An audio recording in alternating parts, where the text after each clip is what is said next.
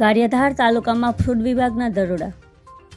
વાવ plot વિસ્તારમાં Vasila face training દુકાનમાં તપાસ. ગારિયાધાર તાલુકામાં ફૂડ વિભાગ દ્વારા ચકાસણી કાર્યવાહી હાથ ધરવામાં આવી હતી. શહેરના વાવ પ્લોટ વિસ્તારમાં આવેલી વસીલાના ફેસ ટ્રેનિંગ નામની દુકાનમાં અધિકારીઓએ દરોડો પાડી તપાસ શરૂ કરી હતી. માહિતી મુજબ થોડા સમય પહેલા આ વિસ્તારમાં વેચાતા તેલમાં ભેળસેળ થતી હોવાની ચર્ચા સામે આવી હતી, જેને પગલે ફૂડ વિભાગ સક્રિય બન્યું છે. અધિકારીઓ દ્વારા દુકાનમાં ઉપલબ્ધ ખાદ્યતેલ અને અન્ય સામાનના નમૂનાઓ લઈ તપાસ માટે મોકલવાની પ્રક્રિયા હાથ ધરવામાં આવી હોવાનું જાણવા મળ્યું છે. અલગ અલગ કંપનીના તેલના સેમ્પલ લેવામાં આવ્યા.